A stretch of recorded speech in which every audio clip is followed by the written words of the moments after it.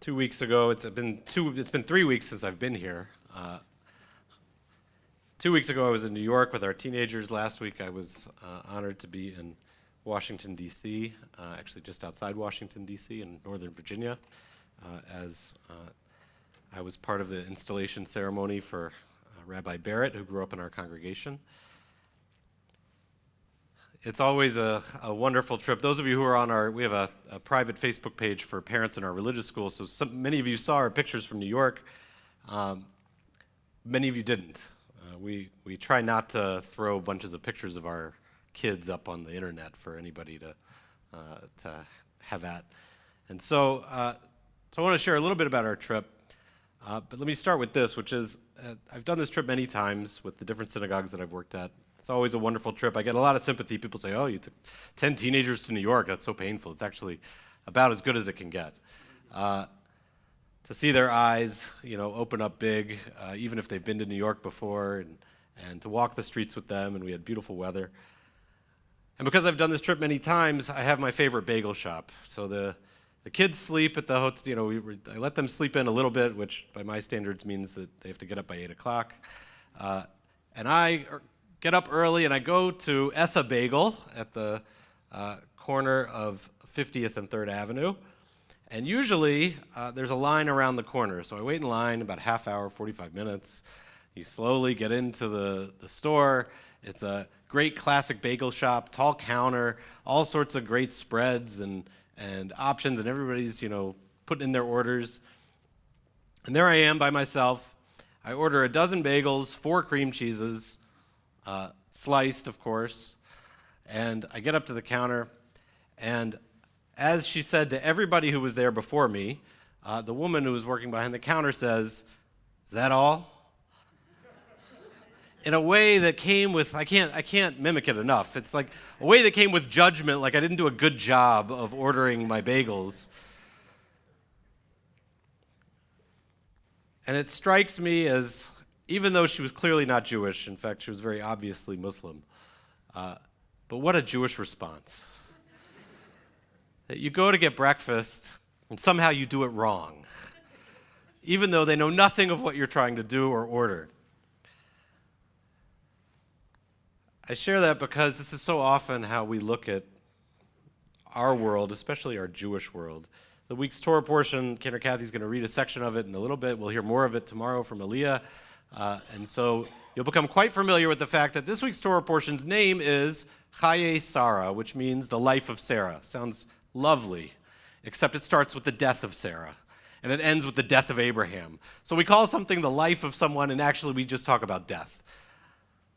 One of the commentators on this, Rabbi Kripke of blessed memory,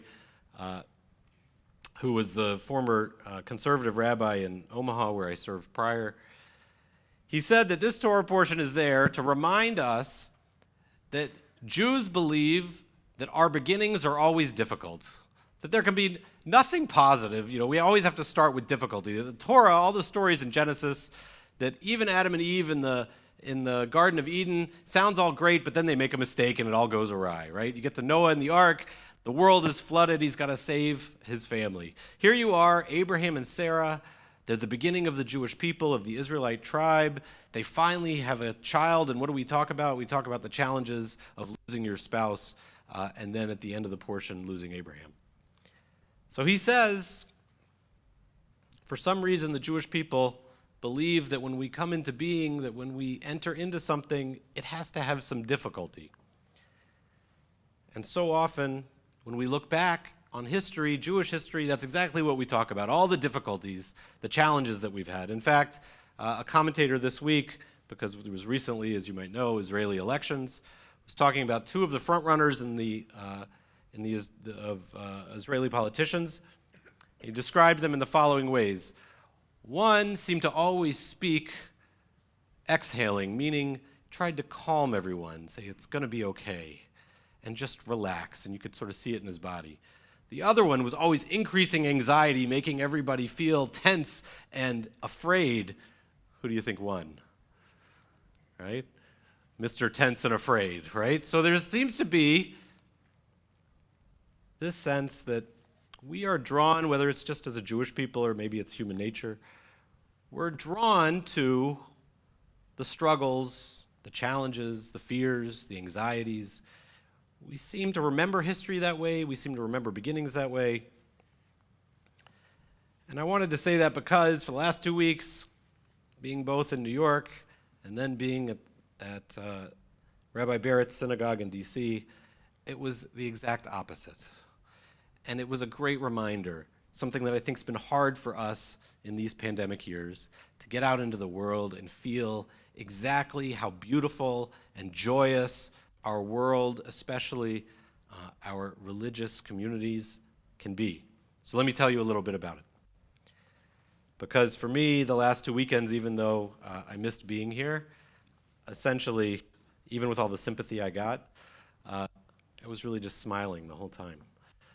We went to this, with the kids in New York, we went, as some of you know, to this famous restaurant that Mitch Ehrenberg introduced us to called Russ and Daughters. It's an amazing Jewish diner. Great food, breakfast food, lox and bagels and cream cheese, and that's all lovely and that makes you happy on your own. But because of Mitch and his relationship with our congregation and with that restaurant, we got to have the owner, who is a fifth-generation owner of this once very small restaurant on the Lower East Side, come speak to us. She shared with us that this restaurant, they believe, is the first restaurant in America and possibly beyond that has the name Daughters in the title of the restaurant, because her great-great-grandfather wanted it to be a family restaurant and he had no sons. And so he was innovative in saying it should go to my daughters. And so he put his daughters in the title 100 years ago. Then we went to an amazing synagogue built in 1887, the first synagogue ever built by immigrants for immigrants. All the previous synagogues in America were something else before they were a synagogue, probably a church, and they were repurposed. This was the first building in 1887 that Jews on the Lower East Side built with their own hands. It's this gorgeous synagogue, and then in the 1920s, when there was a quota on Jewish immigrants, and Jews were starting to migrate to Long Island and Akron, Ohio, the synagogue went into disrepair. They closed the doors to this gorgeous, beautiful sanctuary that seats hundreds of people with balconies on either side and stained glass all around. They locked the doors, and no one opened the doors for 40 years. Until a professor who was doing research on the history of the Lower East Side realized that it might still be standing, and so he went to the rector and said, "Can I get the key?" He opened it up. The ceiling had been opened by the elements. There were birds living inside the sanctuary. So they raised money, and for 20 years they restored it to its original state. It's incredible. They still have the name placards of the people who gave money 100 and some odd years ago, who were sitting in those seats as those early immigrants. We went to Central Synagogue, a synagogue many of you watch on Friday evenings. Beautiful synagogue with beautiful music, a wonderful message, but perhaps what's more moving in this moment is that on a random Friday night in November, you walk into a synagogue and there are 600 people there with you. And then we spent Shabbat morning in Central Park. I say all of this to say it was just filled with joy and optimism. Even a trip to the 9/11 Memorial Museum, of which none of our kids were born when that event happened. But even that, as they walked out and looked at the city and shared in their time together, even that was not necessarily sad. To last weekend, being at the congregation with Rabbi Barrett, a congregation so much like our own. The sanctuary looks essentially like our sanctuary. The congregation is in the suburbs of D.C. The people are warm. The rabbi started with a brilliant poem that he wrote about the rabbinate with wonderful rhymes. It was a lovely, joyous celebration. And somebody came up to me after the service and said, "I want you to know that I've lived in this area for many decades, but my family got to America because somebody in Akron, Ohio saved them and brought them over from Europe. So I've always felt a connection to Akron, Ohio, and I want you to know that. But I kept feeling as I was at the synagogues in New York, as I was at the synagogue in D.C., that it felt so much like here. There was some sort of a link between what we do here and what they do there. And I could see it in the faces of our children also, as they're not really children, teenagers, as they so easily picked up the prayer book and followed along with the service. And then even afterwards, they said, that was really good.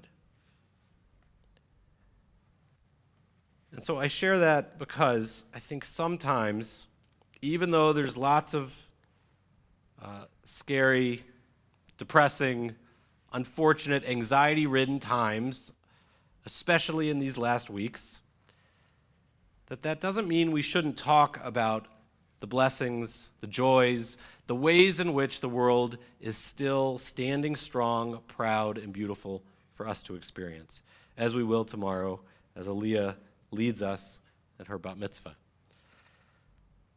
We're about to enter into Hanukkah. And so let's start with my complaint, because that's fitting for the sermon tonight. I like it better when Hanukkah's early in December, because I like Hanukkah to stand alone, because it's a wonderful holiday of celebrating exactly what I'm trying to say. It celebrates miracles. It says, we know the story of the oil. The oil lasted 8 days, and we tell that story all the time. But if you read in the Mishnah, which is one of the rule books for Judaism, here's what it says right after it tells the story of the oil lasting 8 days. Our sages ordained that these 8 days be commemorated to be days of happiness and praise, which is why you should light your candles and put them every evening at the entrance to your home, so that you can publicize the idea that you know that there are good things, miracles that happen in our world. And, a rule you may not be familiar with, during Purim and during Hanukkah, it is forbidden to do two things. You can't eulogize someone, and you can't fast. You're simply not allowed to be sad. We have 8 days of that coming up. They're going to get overwhelmed by all the holiday breaks and by Christmas celebrations and everybody traveling and doing all these things. But it is, in fact, our season of pointing out what is beautiful, what brings us light, the joy of giving gifts, of eating fried food, of being together and seeing the world for what's beautiful. I hope we'll all get to experience a Hanukkah that gives us that sentiment. And I hope for all of us that whether you're here or in New York or D.C. or wherever you're traveling or whoever you're seeing, you find a way to see the blessing in it, to see the beauty of it, to see that we are not just a people who have had our struggles and our challenges. We're also a people who continue to have our blessings and our joys and our miracles right before us. Shabbat Shalom.